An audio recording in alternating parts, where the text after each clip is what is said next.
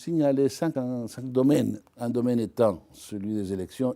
On est arrivé à voir ces élections. C'est un aspect où les recommandations ont été suivies d'une façon ou d'une autre, et surtout la recommandation de faire des élections crédibles. Et heureusement, on a fait ça, même dans des conditions difficiles, même si les élections ne sont pas parfaites, même si la participation n'a pas été très large. Mais on a eu, par contre, cette fois-ci, l'élection de femmes au Parlement. Auparavant, il n'y avait pas une femme au Parlement. Et cette fois-ci, il y a une sénatrice, c'est pas beaucoup, mais au moins, par comparaison avec le passé, c'est un pas en avant. Et 3 membres de la Chambre des députés. Et pour les élections locales, le Conseil électoral provisoire a fait valoir la prescription constitutionnelle selon laquelle il doit y avoir un quota féminin de 30% dans la liste. Et les listes qui n'accomplissaient pas cette obligation, elles étaient refusées. Et ça, c'est bien aussi, c'est un pas en avant. Les autres 4 domaines sont celui des droits socio-économiques et culturels, et notamment les droits à l'éducation, et spécifiquement d'analphabétisme. Il y a aussi la situation des prisons, et notamment la détention préventive prolongée. Un 4e aspect, c'est l'impunité, en général dans le pays, mais surtout en ce qui concerne les violations du passé. Et un 5e domaine est celui lié à des violations qui ont un tiers facteur qui intervient, comme les victimes des catastrophes, ou les victimes de l'apatridie, ou les victimes du choléra. Dans tous ces 5 domaines, y compris les élections, il y a une situation particulière des femmes qu'on doit tenir compte.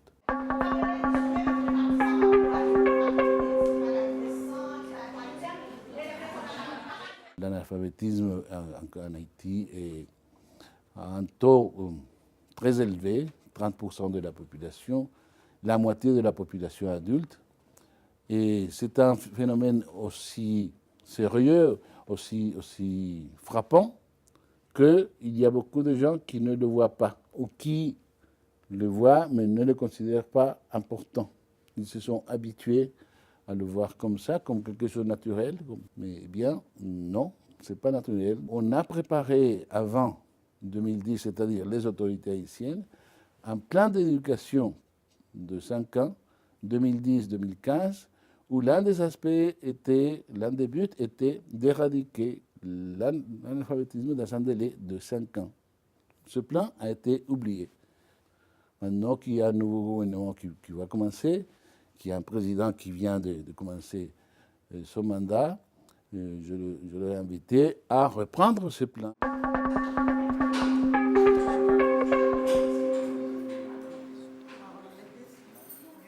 Pour moi, le problème le plus important, c'est la situation des personnes en détention préventive prolongée, qui a des conséquences sur la surpopulation, qui a des conséquences sur l'absence d'espace suffisant pour les personnes détenues. Mais c'est le problème principal, parce que les prisons haïtiennes, dans les prisons haïtiennes, la population en situation de détention préventive prolongée représente le 70% des prisonniers. C'est énorme, c'est un taux énorme.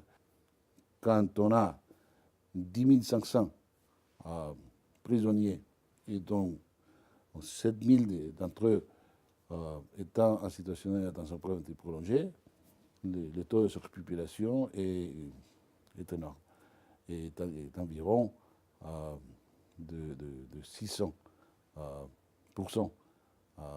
de surpopulation.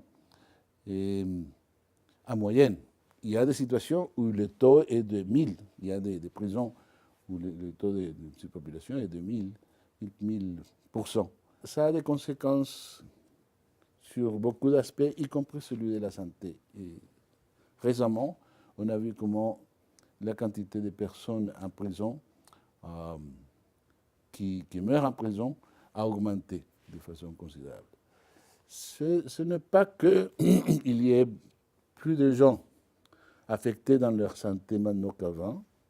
Ce n'est pas forcément ça.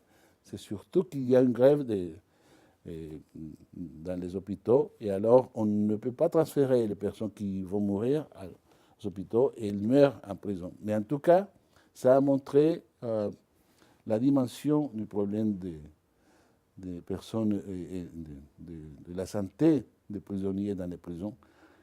Et le taux de surpopulation, c'est un facteur qui aggrave cette condition. Mon invitation, c'est d'aller des facteurs les plus simples aux plus complexes. Parce que si on attend à résoudre les facteurs les plus complexes pour commencer à agir, on n'arrivera jamais. Des plus simples, il y a des tensions arbitraires qu'il faut corriger. Il y a d'ordre de libération des juges vis-à-vis des prisonniers qui ne s'exécutent pas ou qui ne s'exécutent pas immédiatement. Il y a aussi des personnes qui ne sont pas entendues par les juges parce qu'ils ont beaucoup de travail ou parce qu'il y a des juges qui ne travaillent presque pas, malheureusement. Il y en a aussi, d'après ce que a été dénoncé auprès de moi.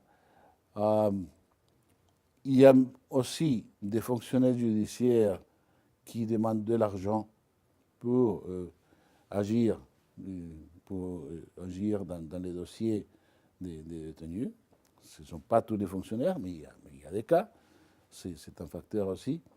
Et il y a aussi des juges dont la période arrive à la fin, arrive à une échéance, et pour les renouveler, il faut une procédure dans laquelle participent le Conseil supérieur du pouvoir judiciaire et le ministère de Justice. Et il y a eu une absence de coordination là-dessus et beaucoup de bureaucratie qui empêchait de résoudre ce problème. Et il se sont passés des mois, même une année, sans avoir un juge à sa place après cette expiration de période. Et alors c'est une mixture de problèmes, mais il y a des gens en prison qui sont là pour un temps supérieur à la peine que serait imposée s'ils étaient entendus et s'ils étaient condamnés. Et ça, je le répète, la direction d'administration pénitentiaire sait parfaitement qui sont dans cette condition, qui pourraient être et devraient être libérés immédiatement. Je dois dire que même si on n'a pas appliqué ces recommandations comme il le faut, de toute façon, je vois qu'il y a une sensibilisation majeure que dans le passé, que le problème, disons que l'appréciation du problème s'est développée. C'est quelque chose qui montre qu'on peut faire des efforts, on peut aller en avant, même quand les situations sont difficiles, même quand les ressources sont insuffisantes.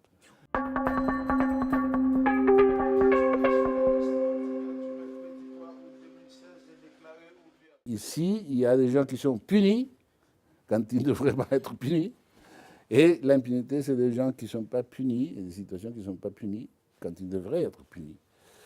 Et bien, l'impunité est grande en Haïti en général, mais je me suis arrêté surtout sur l'impunité du passé. Haïti, c'est un pays où il y a un passé relativement récent de violations, de graves violations, de sérieuses violations systématiques des droits de l'homme depuis les années 60. Sous les régimes de Duvalier, François Duvalier, Jean-Claude Duvalier, et sous le régime militaire, et sous le régime d'Aristide, et après le régime d'Aristide, avec les partisans du président Aristide qui ont développé une violence sociale énorme. Et après, lors de la rentrée du président Aristide aussi, il y a eu des violations considérables. Alors, les victimes de ces violations, n'ont pas réalisé leur droit à la justice, n'ont pas été réparés. Il n'y a pas eu de vérité quant à ce qui s'est passé. Et ça fait que la société haïtienne a développé une méfiance, une polarisation, et il faut faire face à cette situation. Il faut établir une base de justice pour la société dans son ensemble, permettant d'aller en avant. Le meilleur moyen d'aller dans cette direction, ce serait d'organiser, puisque le système judiciaire ne pourrait pas le faire, n'a pas les capacités nécessaires à le faire, d'organiser une commission de vérité, justice et réparation pour faire un procès social, un procès de justice transitionnelle avec des techniques qui ont été développées ailleurs et ici même en Haïti, parce qu'il y a eu aussi une commission de vérité l'année 1994, et c'est sur les recommandations de cette commission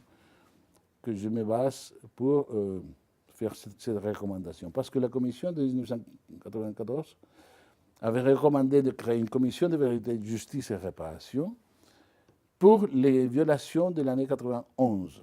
Ma recommandation est plus large.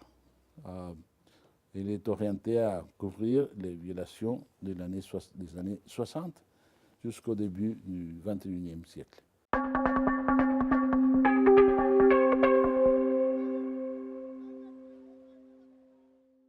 On m'a dit que ça s'est réduit à 50 000 personnes dans les camps de personnes déplacées à cause du tremblement de terre et environ 7 500 à cause de l'ouragan Mathieu. Mon invitation, c'est de renforcer les énergies de façon à ce que toutes les personnes victimes de l'ouragan Mathieu puissent retourner à leur foyer. Et en même temps que toutes les personnes qui sont dans les camps de déplacés à cause du tremblement de terre aussi puissent retourner à leur foyer. Ça, c'est ma recommandation, de focaliser les efforts là-dessus. Mais bien sûr, il y a d'autres problèmes. Il y a le problème les moyens de production, surtout pour les gens de l'ouragan Mathieu. Il y a des problèmes sociaux plus complexes pour les 60 000 personnes ou 50 000 personnes qui sont dans les cas de déplacés internes à cause du tremblement de terre. Qu'il faut approfondir, qu'il faut faire face.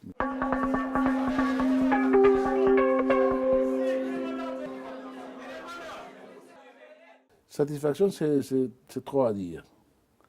Je vois des efforts importants. Je les ai mentionnés dans cette conversation parce que ces efforts sont la démonstration, et les résultats qu'on a eus, la démonstration, je le répète, permettez-moi, la démonstration de ce qu'on peut le faire. On peut le faire et on doit le faire. Les autorités, la société haïtienne doit faire ça pour son propre bien. Il y a des capacités pour le faire. Il y a d'autres aspects que je n'ai pas mentionnés qui sont plus complexes. Peut-être on aura besoin des aides particulières, mais ici, on peut le faire. Il faut surtout la volonté et la décision d'aller en avant. Ou qu'à suivre nous sur Facebook, Twitter et YouTube.